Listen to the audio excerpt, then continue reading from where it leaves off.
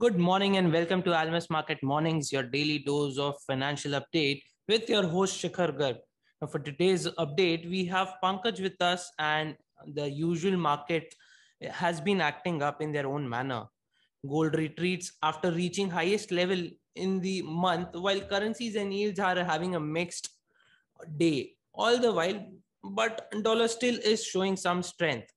Which brings me to the question: has the use of financial weapons induced the risk of spurning dollar and seek out alternatives, or sort of create new systems leading to a more dispersed and connected markets during this whole geopolitical saga? Only time will tell. But I'd like a comment on the fact that inflation surge has slashed by 11 trillion from the world's negative debt.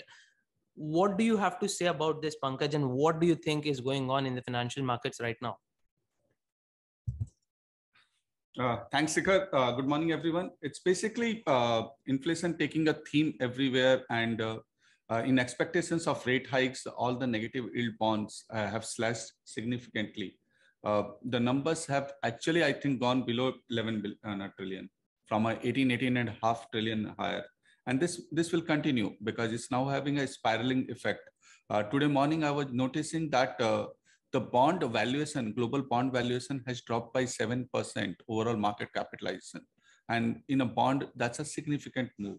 So it's important that people should be taking and thinking of what interest rate hikes can create in coming days. Now, coming back to the normal commentary, with Europe and UK closed on for Easter Monday, a thin US session in which stock move in a kind of a zigzag manner. As corporate earnings report came thick and fast, market focus has shifted for now from Ukraine-Russia conflict to more on how much tightening policy will have, and higher oil prices, how much can impact our corporate performance. And so far, they have been mixed. Although it is still early days and some big names are expected to report this week. Apart from this, China's slowing economy, not fully reflected in last GDP data, intensified by lockdown of a large population due to COVID outbreak. And that will be carrying on an investor's mind. The slowdown already had big impact on a Chinese import, which countries like Australia already taken a big bunt on it. US yields have been steady near the recent highs and did not react much to bullish Fed member Bullard, who has said that 3.5 is the minimum Fed rate needed. So try to get there by end of the year. He also said inflation will also moderate partly on its own, but again, not much reaction. I would say that markets have already pricing in 98% certainty of 50 basis rate hike in the next meeting, which is due on 4th May. Yen continues to make 20-year low at 127.40.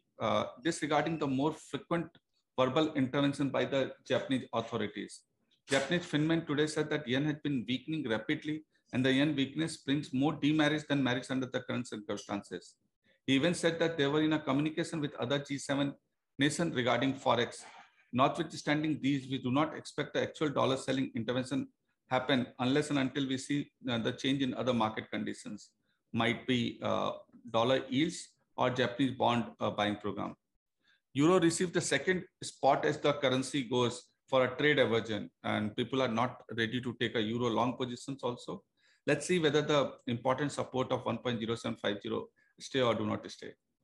USD INR opened with a gap yesterday, but after some offers from PSU back around 76.40 above those levels, other corporate flows also hit the market, leading to a corrective move lower.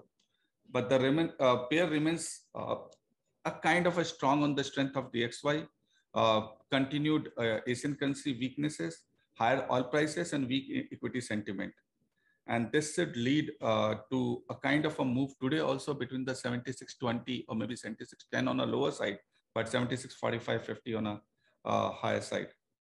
Indian bond yields moved lower by 10 basis yesterday after rumors about a meeting between government and RBI on managing bond yields through more OMOs and other actions. 10-year Indian GSEC yield closed at 750. That's all from me. Thank you. Okay, so I would like to highlight this one point you began with, Pankaj. Valuation slashed by 7%. Now that's a significant quantum when it comes to bonds, guys. The risk is still high. a 98% certainty on 50 basis rate hike by the US Fed is in a way saying rate hikes are imminent, and that to a quite significant amount. So risk management is of the utmost priority right now. The financial markets can bring in any sort of turbulence. Hope you guys are managing the risk well. We bid adieu for today, and see you again tomorrow. That's it.